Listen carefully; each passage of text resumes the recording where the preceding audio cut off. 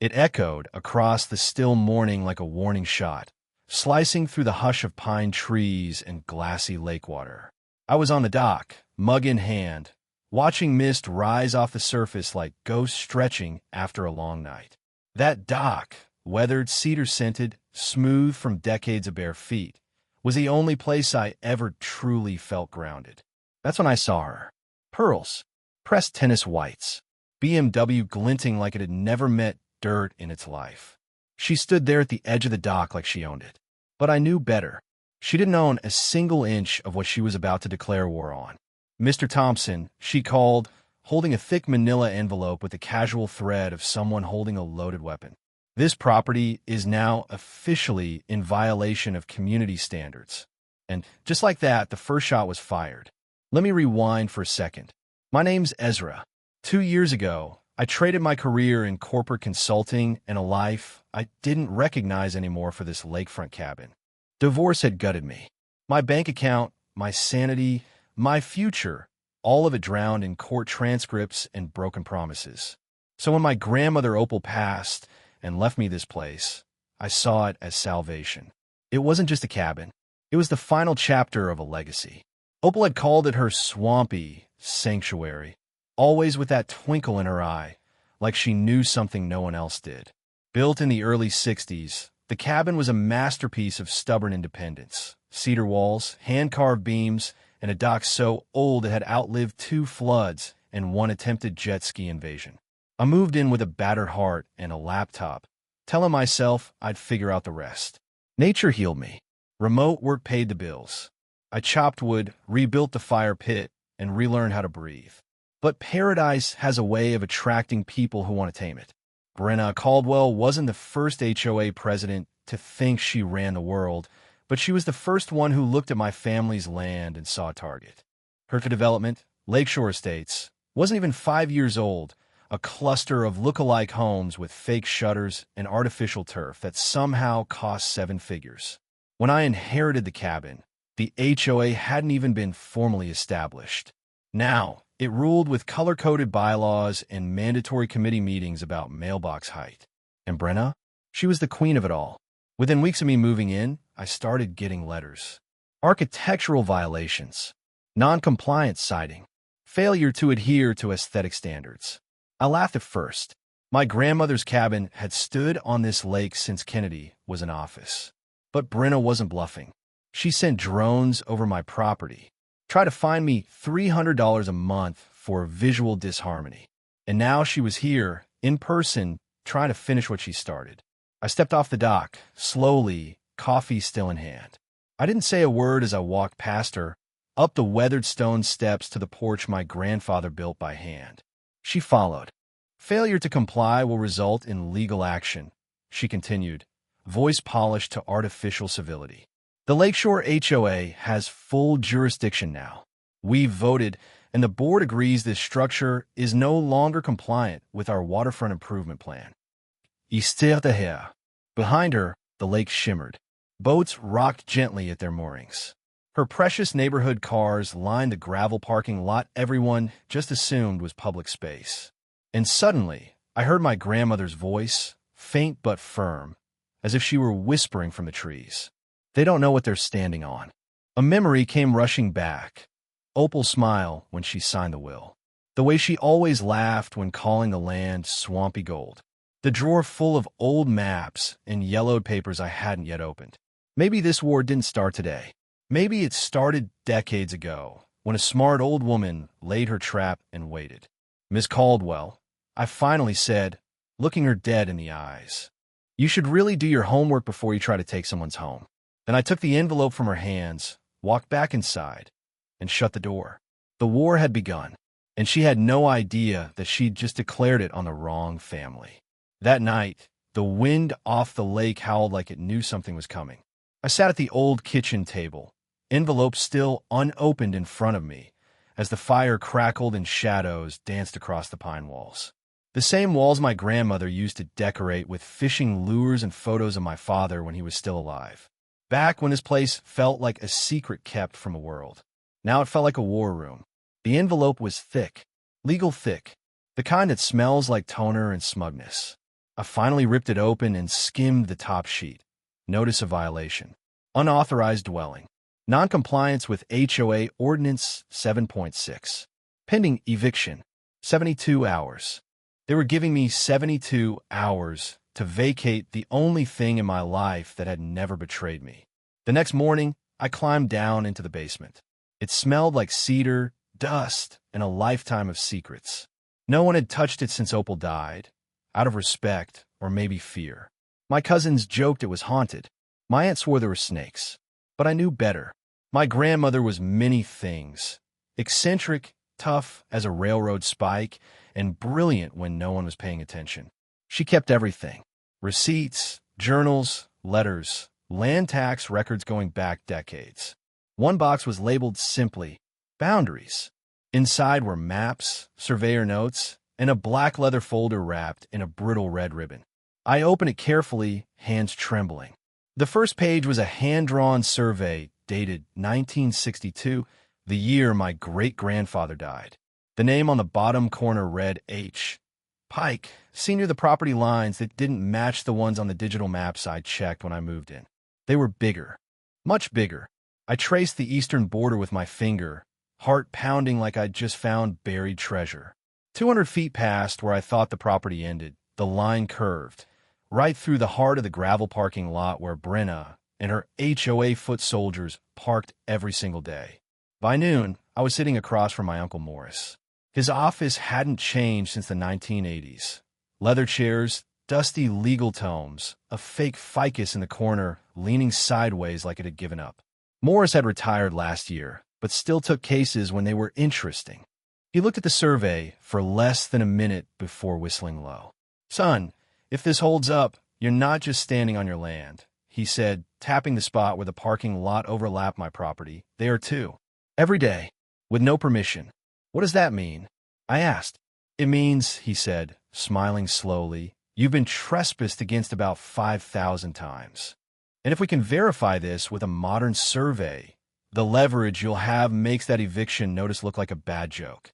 I stared at the folder. My grandmother's handwriting scrawled along the margin. "Keep this safe. Someday it'll matter." That night, I couldn't sleep. Not from fear, but anticipation. I watched the lights of the development blink across the lake like smug stars. Behind those windows were people who thought I was the problem, who thought that woman in pearls and tennis shoes spoke for them. But they had no idea they were parking their luxury SUVs on land they didn't own, using a lake that might not be public at all. And that was the next question, wasn't it? What if it wasn't just a parking lot? What if the lake, Opal's lake, was part of the inheritance too? I remembered her calling it the world's prettiest joke. I thought she was just being poetic. But now, I wasn't so sure. The following morning, I made 2 calls. The first was to Dylan Pike, son of the original surveyor. He still ran the family business, and he agreed to come out the next day with his GPS rig. Said he loved cases like this, like uncovering old land ghosts. He chuckled. The second call was to Morris. "I need you back in the war room," I told him. "Good," he said. "I've been bored. Let's make some HOA heads spin." As I hung up, I heard the sound of tires crunching gravel again. Brenna. Again. I didn't even look out the window this time. Let her march. Let her circle like a hawk. She didn't know it yet, but she was circling over land that wasn't hers. The sky was just beginning to blush with morning when Dylan Pike's pickup rumbled down my driveway, kicking up a storm of gravel and golden dust. He stepped out, lean and sunburned, with a face that looked like it had been carved by wind and time. His GPS gear sat in the truck bed, metal poles, sensors, and a laptop that looked like it belonged in a NASA lab, not a lakeside survey. "Let's go ghost hunting," he said, slapping the tailgate. We started at the base of the dock, where my grandmother's hand-carved initials were still faintly visible in the cedar post. Dylan moved with quiet precision, his equipment chirping and clicking as it pulled invisible lines from beneath the earth. Every few feet, he marked the ground with orange flags. By mid-morning, my property looked like it was bristling with caution tape. Then he paused. "You said the old survey claimed a 200-foot extension east." "Yeah?" he asked, squinting at his screen. "Yeah, right through the gravel lot." He whistled low. You're undershooting it. Try 247 feet. You don't just own the lot, Ezra. You own the main access road leading into it. My heart stopped. The only entrance road into Brenna's little kingdom, the winding gravel lane every resident drove daily, was mine. Wait, I muttered. You're saying the entire HOA has been driving through my land for years? Every single car. Every single day. Dylan handed me the GPS tablet. On the screen was an overhead view of the neighborhood, and in glowing red was the outline of my land. It looked like a scythe cutting straight through their infrastructure. I should have felt victorious. Instead, I felt hunted. By noon, word had already started spreading. Maybe it was the sight of Dylan's fluorescent flags bisecting the parking lot like a crime scene. Maybe it was the drone Brenna sent circling overhead, capturing footage for her next Facebook post. By sunset, I had 2 anonymous notes taped to my front door. This isn't over. Sell and leave while you still can. I sat on the porch, watching shadows crawl up the trees, clutching a glass of bourbon like it was armor. The lake was still, but my mind was racing. Was I ready for this? To go from quiet exile to reluctant warlord? I hadn't planned on fighting a neighborhood. I came here to disappear, to recover, to heal. Now I was at the center of a storm threatening to tear apart a community I never even asked to join. And yet, it wasn't about me anymore. This was about my grandmother. It was about honoring the clever woman who played a decades-long game of chess and left me the final move. The next twist came not from Brenna, but from a place I'd almost forgotten, the county archives. Morris called that evening, his voice buzzing with disbelief. Ezra, I found something. You're scaring me. You should be, he said. You don't just own the parking lot and the access road. You own the lake. Silence. A full 5 seconds of it. What? The lake, Ezra. All 47 acres of it. The homestead patent your great-grandfather filed in 1891 included the lake bed. When the state digitalized its records in the 90s, they never transferred ownership because they didn't legally have it. The lake's never been public. It's yours. I couldn't breathe. The docks, the boats, the beach, all trespassing. The HOA's been charging people to use your water. Suddenly, every HOA newsletter boasting about exclusive lakeside access felt like a punchline to a joke no one realized was being told. And the punchline was me. That night, I stood on the dock barefoot, watching the stars ripple across my lake. My lake. The boats bobbing gently in the dark water were anchored in territory no one else had a legal claim to. For years, Brenna and her HOA had used it as leverage, a carrot dangled in front of residents to justify their control. They built their kingdom on land they didn't own, and I held the deed. But power is a heavy thing. It changes people. It isolates. It demands choices. I didn't just hold the power to destroy Brenna's empire. I held the power to reshape everything. The question was, would I use it to burn them down or build something better? The attack didn't come through the front door. It came through Facebook. Tuesday morning, I woke up to find Brenna's latest post pinning at the top of the Lakeshore HOA page. A full manifesto, dressed up in suburban concern, but dripping with fear-mongering. We simply cannot allow a single individual to hold our community hostage. This is not about one man's entitlement. This is about safety, order, and protecting what we've all worked hard to build. Beneath her carefully cropped photos of my cabin, shot from angles that made it look like a condemned shack, were dozens of comments. A few supportive, most uncertain, and some turning venomous. Why doesn't he just sell? He's squatting clearly. What kind of person tries to extort their own neighbors? They were talking about me like I was a villain in a true crime doc. One post even said, if he really owns the lake, then maybe we should call the IRS. Let them sort it out. Brenna wasn't just rallying her inner circle anymore. She was weaponizing the entire neighborhood.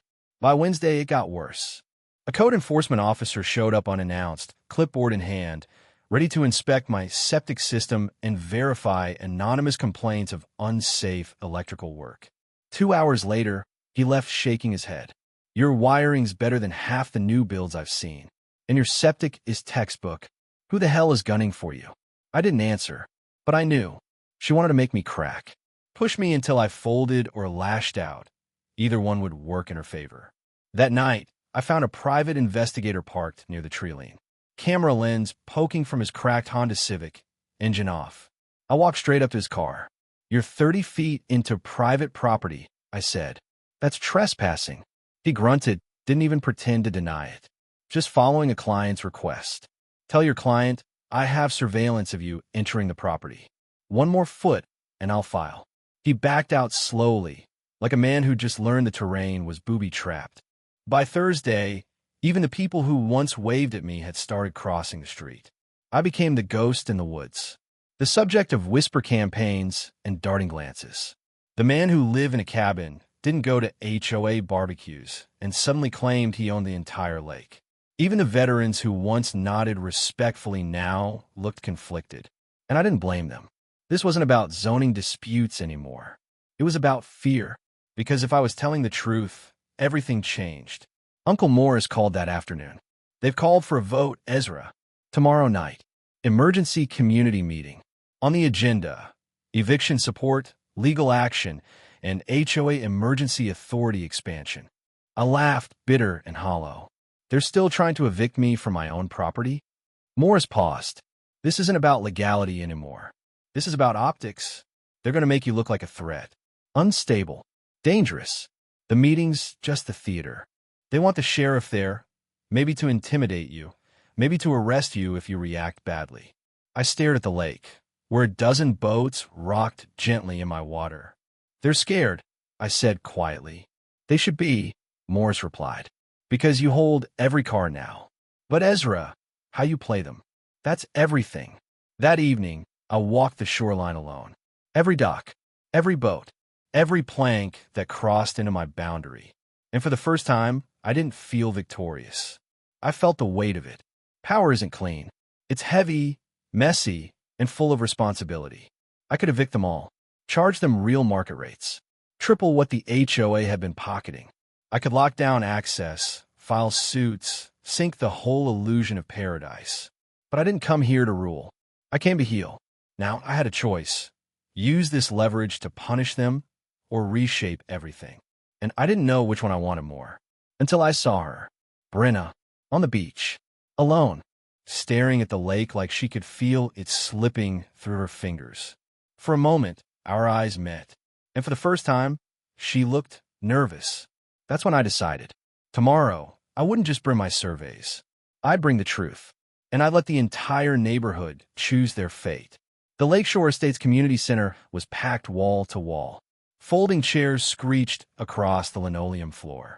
Sweat glistened under flickering fluorescent lights. It smelled like fear, cheap perfume, and the kind of store-bought cookies people bring to fake friendliness. Room 108 was their courtroom. At the front sat Brenna Caldwell in her throne. HOA-issued clipboard, tight blazer, lips pursed like she was trying not to swallow her own bitterness. Her inner circle flanked her. Ron with the Bluetooth headset, Nancy in her flag scarf, and Stuart, who once threatened to fine me for unapproved wind chimes. To the crowd, they looked like order. To me, they looked like a dying regime. "I call this emergency session to order," Brenna said, tapping a gavel like she was a judge in a Netflix drama.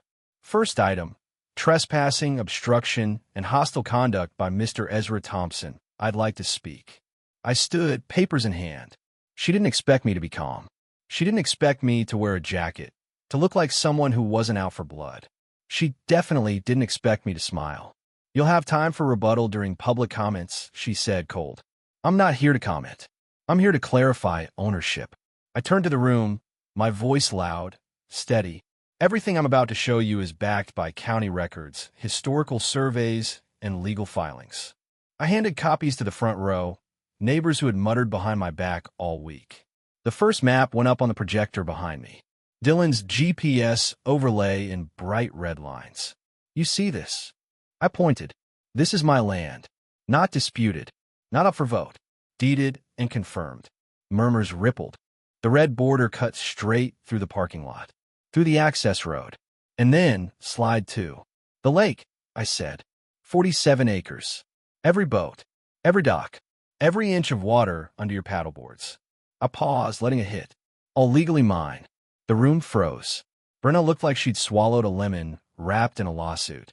Someone in the back whispered, "No way," but I wasn't done. I clicked again. This time, receipts. For years, the HOA has charged fees for dock space and lake use. Thousands of dollars collected on land you didn't own.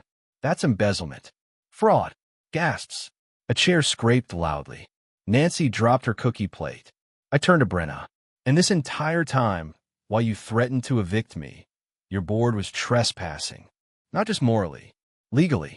She opened her mouth, but no sound came out. Just a slight wheeze. I walked forward, slowly, as the lights above buzzed. I didn't want this. I didn't ask for it. I came here to live quietly, to honor my grandmother's legacy. But you, Ms. Caldwell, you turned this place into a battlefield. And then I gave them the twist I hadn't even told Morris. I could file suit, shut down access, triple your fees, evict you. But instead, I pulled out one final document. I'm offering a contract. We dissolve the HOA, replace it with a cooperative. Equal say, no duas, no fines. Everyone's dock stays. Your boats stay. Your roads stay. But the power games? They end tonight. For 5 seconds, there was absolute silence. Then came the voice that mattered. I second that, said Mr. Keating, the Vietnam vet who lived 3 doors down from the clubhouse. I've hated the HOA since they fined me for my flagpole. Laughter broke out. Then a woman stood. Then another. Then Ron, the Bluetooth guy, actually clapped. The tide had turned. The fear was gone. And Brenna? Brenna sat back in her chair, stunned, watching her kingdom collapse in real time. Her gavel sat in front of her like a relic from a war she just lost. I left the meeting not as a villain, not as a victor, but something in between. A man who found a battle he didn't start and ended it on his own terms.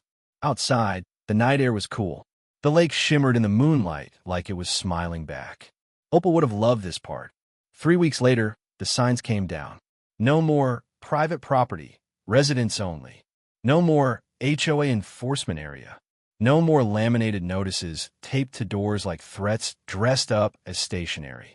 In their place was a hand-painted wooden board that simply read, "Welcome to Opal Lake. Respect the water, respect each other."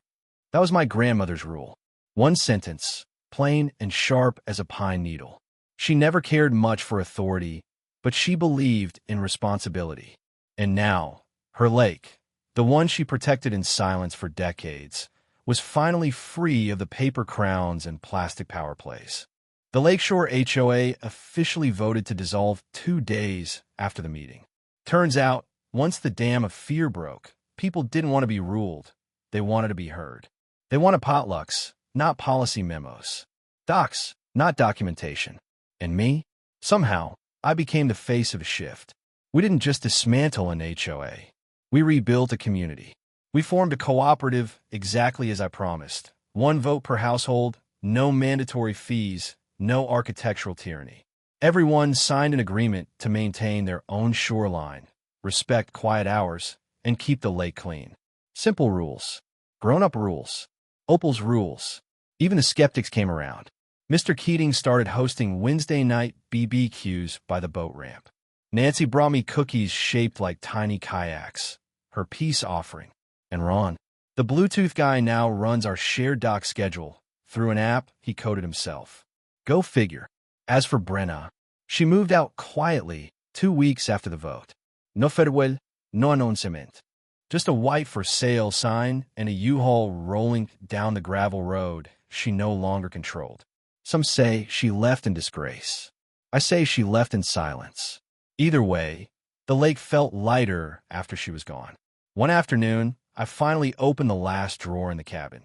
The one my grandmother kept locked with a tiny brass key I'd worn on a chain since the day of the vote. Inside were 3 things. A photo of her on this dock in 1971, holding up a fish bigger than her arm.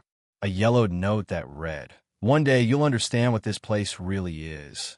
And a deed, older than I expected, signed in ink that had long since faded. Ownership of all waters herein described shall remain with the family of H. Pike, Sr. in perpetuity. She knew. All along, she knew. She hadn't just left me a cabin. She'd left me a sanctuary. And now it wasn't just mine. It belonged to all of us. Some nights, I still walk down to the dock barefoot, just like I did that first morning. Except now, there's laughter in the distance. Kids skipping stones. Firelight flickering from across the water. Not chaos. Not control. Just people coexisting. The lake is calm again. And me? I'm not hiding anymore. I'm part of something. They used to say I was the man who owned the lake. But the truth is, the lake owned me first.